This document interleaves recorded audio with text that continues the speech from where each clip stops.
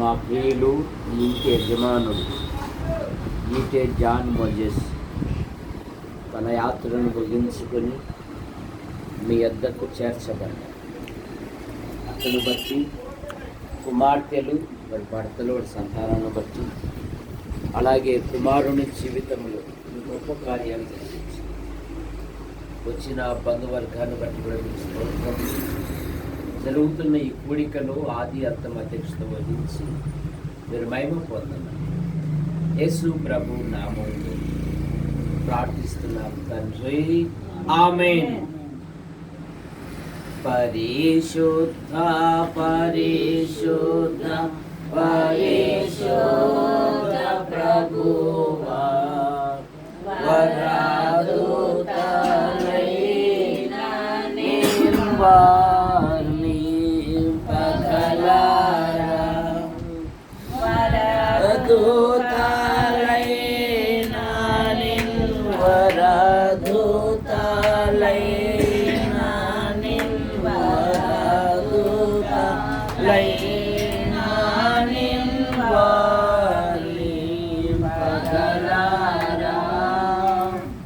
పరిశుద్ధ పరిశుద్ధ పరిశుద్ధ ప్రభువా, వరదూతలైన నింవాని పగలారా. పరిశుద్ధ జనకుడా పరమాత్మ రూపుడా, పరిశుద్ధ జనకుడా పరమాత్మ రూపుడా, నిరూపమ బల బుద్ధి నీతి ప్రభావం, నిరూపమ బల బుద్ధి, నిరూపమ బల బుద్ధి, నిరూపమ బల బుద్ధి నీతి ప్రభావం. పరిశుద్ధ పరిశుద్ధ పరిశుద్ధ ప్రభువా, వరదూతలైన నింవాని పగలారా. పరిశుద్ధ తనయుడా పరమాత్మ రూపుడా, పరిశుద్ధ తనయుడా పదారుడా, నరులను రక్షించు కరుణా సముద్రం, నరులను రక్షించు, నరులను రక్షించు, నరులను రక్షించు కరుణా సముద్రం. పరిశుద్ధ పరిశుద్ధ పరిశుద్ధ ప్రభువా, వరదూతలైన నింవాని పగలారా. హెబ్రీ పత్రిక 11వ అధ్యాయం. హెబ్రీ పత్రిక 11వ అధ్యాయము. ఏలయనగా 10వ వచనం.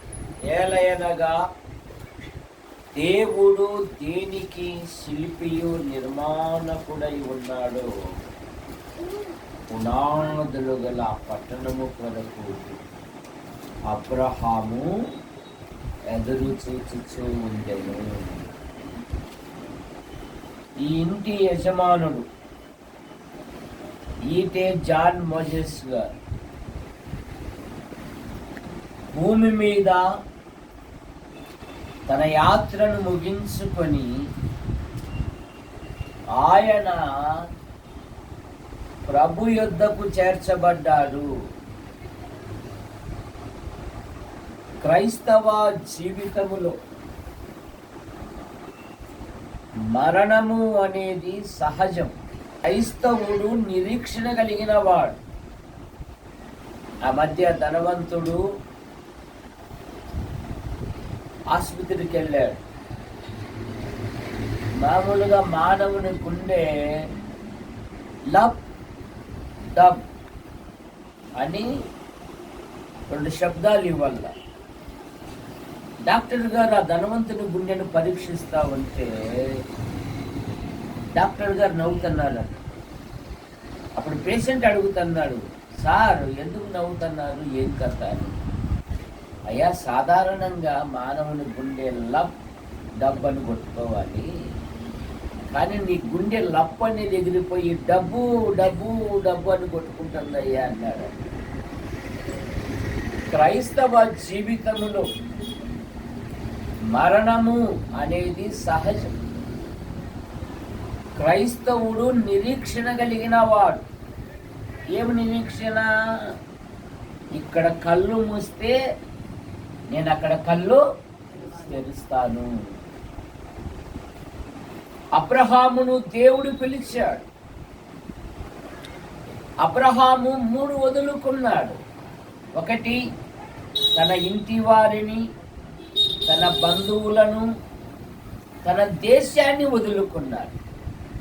ఫలితముగా దేవుడు అబ్రహామును 7 విధాలుగా ఆశీర్వదించాడు.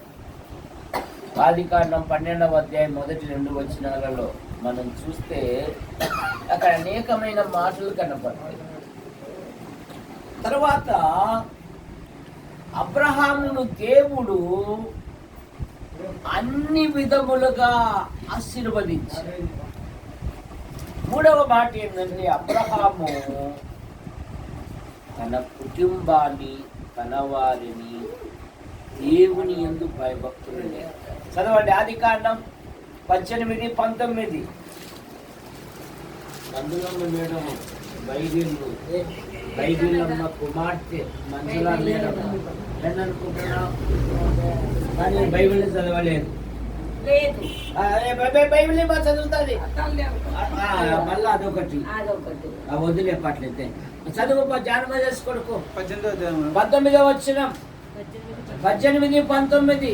తన తర్వాత ఎట్లనగా యెహోవా అబ్రహామును గూర్చి చెప్పినదేమనగా అతనికి కలుగజేయునట్లు తన తరువాత తన పిల్లలను తన ఇంటి వారును నీతి న్యాయములు జరిగించునట్లు యెహోవా మార్గమును గైకొనున్నట్లు అతడు వారికి ఆజ్ఞాపించెను. చాలు. ఏమంట? అబ్రహాము ఒక నిరీక్షణ కలిగిన వాడు. అబ్రహామునకు ఒక బిరుదు ఏంటంటే దేవుని స్నేహితుడు. అబ్రహాం ఎవరంట? దేవుని కానీ ముందు తెలివి కలిగిన వాడు. భూమి మీద మానవుని జీవితము యాత్ర వంటిది. అందుకని అబ్రహాముని గురించి దేవుడే సాక్ష్యం ఇస్తున్నాడు. ఏమని? తన తర్వాత తన ఇంటి వారును తన వారును దేవుని మార్గము గైకొనున్నట్లుగా అతడికి ఆజ్ఞాపించాడండి.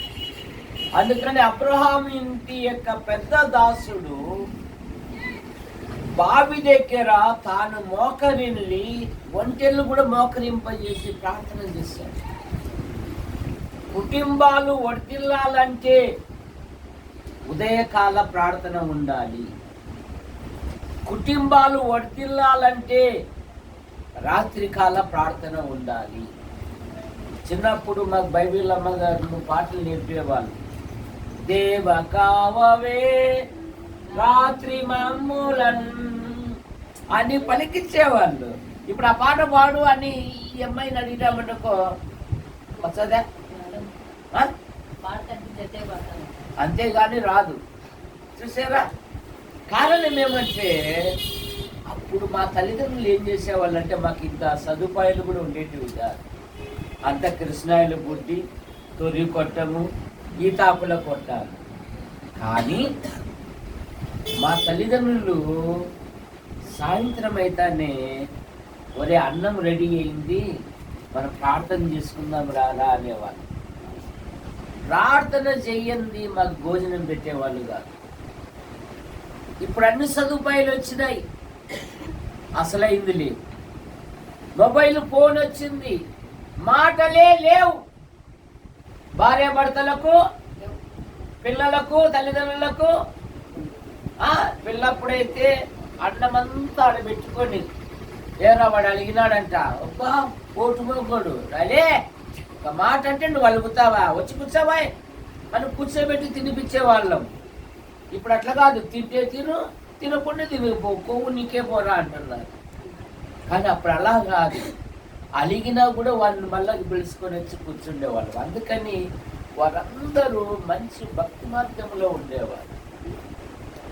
నీ కుటుంబాన్ని, యవనస్తుల జీవితంలో గొప్ప కార్యాలు జరగాలి అంటే ఉదయకాల ప్రార్థన, వాక్య ధ్యానము ఉండాలి, సహవాస కూడికలకు వెళ్ళాలి. దేవుని సంఘానికి వెళితే దేవుడు ఆశీర్వదిస్తాడు. కనుక తన తర్వాత తన ఇంటి వారు, తన వారు దేవుని మార్గం గైకొని ఉన్నట్టు. అంత మాత్రమే కాదు, అబ్రహాము దేవుని మాట నమ్మెను అనే మాట మనం చూస్తాం. అబ్రహాము ప్రపంచములో 3 జాతుల వారికి తండ్రిగా ఉన్నాడు. 1 యూదులకు, 2 ముస్లిములకు, 3 క్రైస్తవులకు. చూసారు, అబ్రహాము ప్రస్తావన చేయండి ఆధ్యాత్మిక జీవితంలో ఎవరు ముందుకు సాగారు. కారణం ఏమంటే అబ్రహాము ప్రతి విషయములో దేవుని ప్రార్థన చేశాడు. సమస్యలు పరిష్కరించబడాలి అంటే ప్రార్థన చేయాలి. ఏం చేయాలి? ఆలోచించకూడదు. తర్వాత అసూయ పడకూడదు. అసూయ ఎముకలకు కుళ్ళు అనే మాట మనం చూస్తాం. ఇప్పుడు అబ్రహాము మనస్సు ఎక్కడుందంటే దేవుడు దేనికి శిల్పియు నిర్మాణకుడై ఉన్నాడో పునాదులు గల పట్టణము కొరకు అబ్రహాము ఎదురు చూస్తూ ఉంటాడు. మనకు ఒక పట్టణం ఉంది. 2 కొరింథీ పత్రిక 5వ అధ్యాయము 1వ వచనం.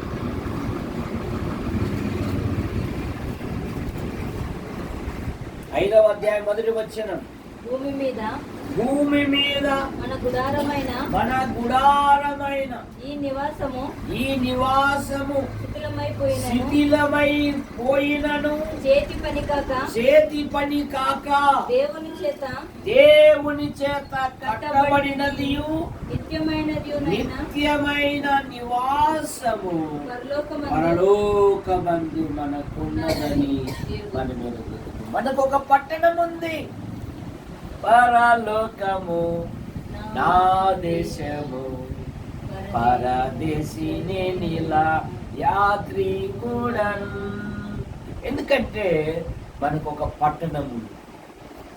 ఆ పట్టణానికి వెళ్ళాలంటే యేసుక్రీస్తు వారు అన్నారు, నేనే మార్గము సత్యము జీవమునై ఉన్నాను, నా ద్వారా తప్ప ఎవరును పరలోక రాజ్యానికి రాలేదు అన్నారు. కనుక మానవుడు పాపములో పుట్టి, పాపములో వెలిగి, పాపములో జీవిస్తూ పాప పరిహారము కొరకు అనాది నుండి అనేకమైన ప్రయత్నములు చేయించున్నాడు. మానవ ప్రయత్నములు దేవుని దృష్టిలో మురికి పేలికల గనక దేవుడే లోకమును ప్రేమించి యేసుక్రీస్తు నామములో భూలోకానికి వచ్చి సర్వలోక ప్రజల పాప పరిహారము కొరకై ఆయన శిలువలో బలియాగమయ్యాడు. యోహాను సువార్త 5:24 నా మాట విని నన్ను పంపిన వాని యందు విశ్వాసముంచు ప్రతివాడు నిత్య జీవము గలవాడు, వాడు మరణంలో నుండి తీర్పులోనికి రాక జీవములోనికి దాటి ఉన్నాడు. యేసుక్రీస్తును అంగీకరించిన వారిని ఆయన పరలోకములో కూర్చోబెట్టాడు. పరలోకానికి స్వాస్థ్యముగా మనలను ఎంచుకున్నాడు. కనుక ప్రియులారా, ఈటే జాన్ మోజెస్ గారు భూమి మీద తన యాత్రను ముగించుకొని ఆయన ప్రభు యొద్ద ఉన్నాడు. ఆయనను మనం చూడాలంటే మధ్యాకాశములో దేవుని రాకడలో మనం చూడగలము. ప్రార్థన చేసుకుంటాం. ప్రేమించిన మా తండ్రి, మందులమ్మను బట్టి మీకు స్తోత్రములు. మా కుటుంబ సభ్యులను కూడా దీవించండి. ఇక్కడ వచ్చిన బంధుమిత్రులను బట్టి మీకు స్తోత్రములు. మా ప్రియుడు ఈట జాన్ మోజెస్ విడుదల తీసుకున్నారు. అందరి బట్టి కుమార్తెలో భర్తలో సంతానం, అలాగే కుమారుని జీవితంలో భవిష్యత్తులో వివాహ విషయంలో కూడా అద్భుతమైన సహాయమును దయచేసి ఇక్కడున్న బంధువర్గాన్ని బట్టి ముగిస్తాం. అబ్రహాము దేనికి శిల్పి నిర్మాణకుడై ఉన్నాడు. పునాదులు గల పట్టణము కొరకు అబ్రహాము ఎదురు చూచు. మనకొక నివాసం ఉన్నది, మనకొక పట్టణం ఉన్నది. అది దేవుని చేత కట్టబడింది కనుక దేవుడైన ప్రభుని అంగీకరించినట్టు ప్రభు అయిన యేసు అంగీకరించి వీళ్ళు ఎదుగున్నట్లుగా దాయిచ్చే ఈ గృహంలోని ప్రతి అక్కర తీర్చండి. ఇక్కడ చేరిన ప్రతి వారిని దీవించి, ఇదిగో అందులోనికి కొంత యాక్సిడెంట్ అయింది, ఆ గాయాలను మీరు ముట్టు స్వస్థపరచండి. నైనా రాబోయే దినాలలో చక్కగా నడుచున్నట్లుగా మీకు కూడా దాయించి ఇసుకీయ కన్నీళ్లు కానిచ్చు. ఇసుకీయ కన్నీళ్లను చూసి అతనికి ఆరోగ్యం ఇచ్చారు, ఆయుస్సుని ఇచ్చారు. అయినా అతడు ఉన్నప్పుడు యెరూషలేము మీదికి ఎవడు రాడని వాగ్దానం ఇచ్చారు. ఈ ప్రియుడు కూడా చక్కగా నడుచుటకు మీకు కూడా దయచేయి. యేసు ప్రభు నామములో ప్రార్థిస్తున్నాము తండ్రి, ఆమేన్. అందరికి వందనాలు.